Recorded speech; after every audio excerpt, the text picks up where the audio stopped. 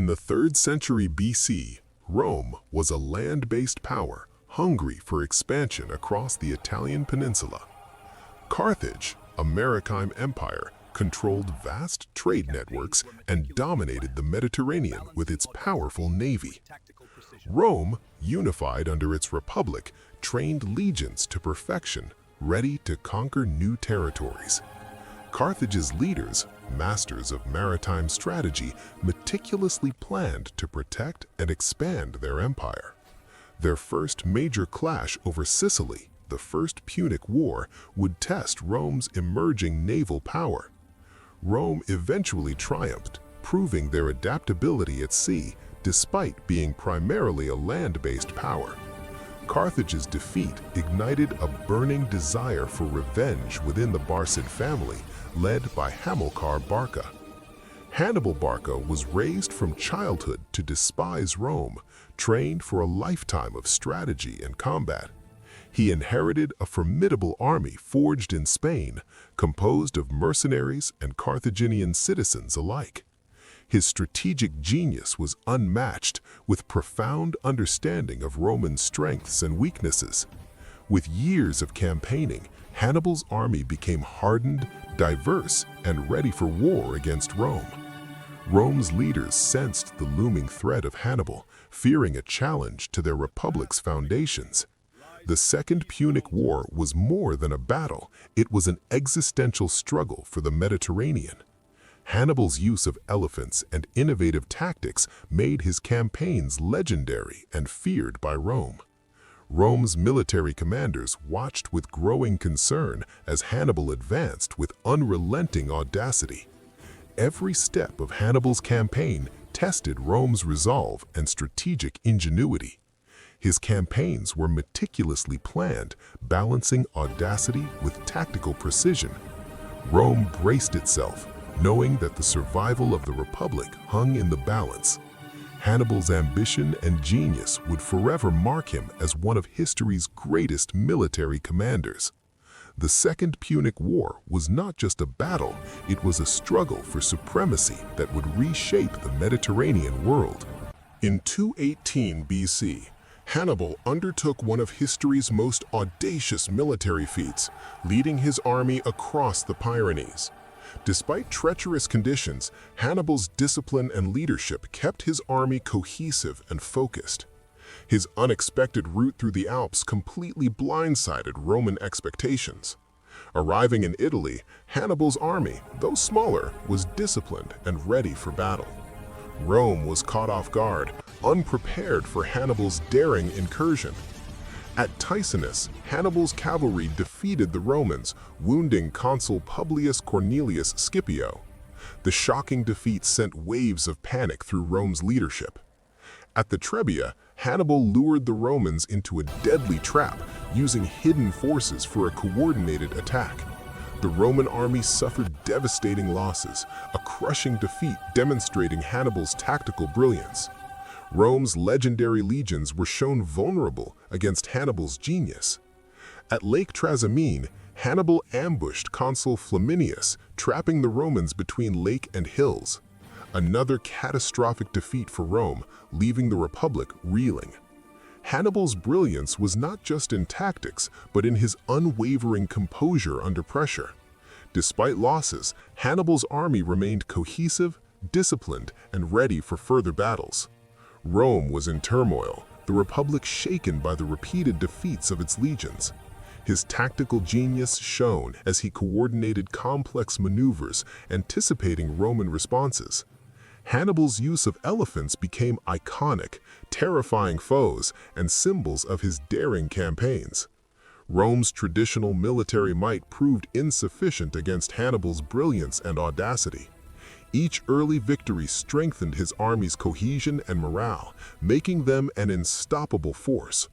These early victories sent shockwaves through the Republic, proving Hannibal as a master of strategy and an existential threat to Rome. After repeated defeats, Rome appointed Quintus Fabius Maximus as dictator to counter Hannibal's relentless campaign. Fabius knew that meeting Hannibal in open battle would be suicidal and devised a careful strategy. He preferred patience and observation, waiting for the right moment while avoiding direct confrontation. The Fabian strategy focused on shadowing Hannibal, harassing his foragers, and cutting off supplies. Small strikes and raids slowly weakened Hannibal's resources without risking full-scale battle. Fabius communicated carefully, seeking to buy time while Rome rebuilt its strength. But the Roman populace saw Fabius's caution as cowardice, craving decisive action against Hannibal. The Senate and elite pressured for glory and a conclusive victory, impatient with Fabian tactics. Despite criticism, Fabius maintained discipline, avoiding unnecessary risks and conserving forces. Hannibal's forces were forced to adapt, constantly wary of Roman harassment. Patience defined Fabius's approach, letting time and attrition weaken the Carthaginians. Public impatience and political pressure grew, urging generals toward rash decisions.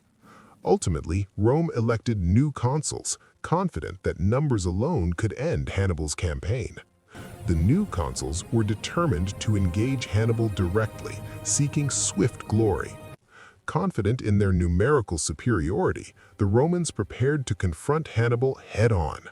The public demanded action, rejecting the caution of Fabius and yearning for swift triumph.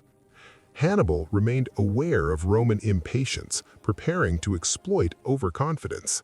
The stage was set for a fateful confrontation, with Roman overconfidence poised against Carthaginian cunning. Driven by pride and political pressure, Rome was ready to abandon caution for glory. Rome's impatience would soon lead them into disaster, setting the stage for history's most infamous battle. Driven by pride and revenge, Rome resolved to raise the largest army in its history to confront Hannibal. 8 legions, supported by allied troops, were assembled, over 80,000 infantry and 6,000 cavalry. A force of unprecedented scale designed to overwhelm Hannibal by sheer numbers. Paulus, experienced and cautious, favored a restrained approach reminiscent of Fabius's strategy.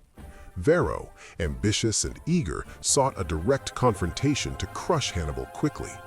Soldiers trained rigorously, preparing for a clash that would decide the fate of the Republic. Every logistical detail was meticulously planned to support an army of such magnitude. The symbols of Rome flew proudly as the legions moved to confront their greatest enemy. Hannibal, though outnumbered, surveyed the massive Roman force with unwavering confidence. His army, a mosaic of Carthaginians, Numidians, Gauls, and Spaniards, awaited orders from their brilliant commander. Around 6,000 Roman cavalry were organized to flank and overwhelm Hannibal's forces. Varro's aggressive leadership clashed with Paulus's caution, a dangerous dichotomy in command. The massive Roman army took its positions on the plains of Apulia, poised for a decisive confrontation. Hannibal's smaller but highly disciplined army prepared to exploit Roman overconfidence. His war elephants added both fear and tactical advantage to the battlefield. The stage was set for the ultimate showdown, Rome's massive might versus Hannibal's tactical genius. Confidence mixed with tension, the legions were ready, unaware of the trap ahead. Hannibal's mastery of battlefield psychology inspired unwavering loyalty and focus among his troops. 2 colossal forces stood ready, the fate of Rome and Carthage poised on the edge of history. The divided Roman command would soon prove fatal as strategy clashed with ambition on the battlefield of Cannae. On August 2nd, 216 BC, Hannibal chose the battlefield at Cannae with meticulous precision, favoring both strategy and terrain. The master strategist positioned his troops with the river protecting one flank and the wind at the enemy's backs. Hannibal deployed his less reliable infantry in a crescent formation, bulging toward the Romans. On the flanks, veteran African infantry held strong, waiting for the perfect moment to engage. Hannibal placed his lightning-fast Numidian horsemen on the wings under Maharbal and Hasdrubal. The Roman consuls, led by Varro, formed massive columns, believing sheer weight would break the Carthaginian lines. Varro's overconfidence blinded him to the trap carefully set by Hannibal.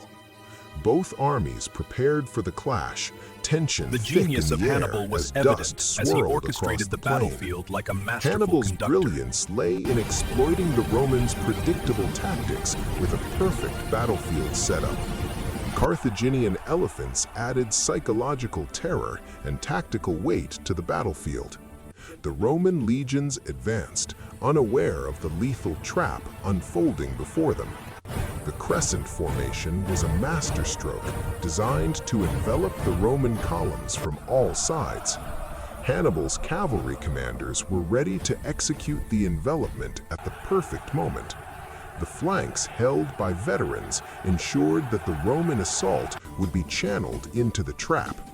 With sun and dust at their backs, the Romans were already at a disadvantage without realizing it.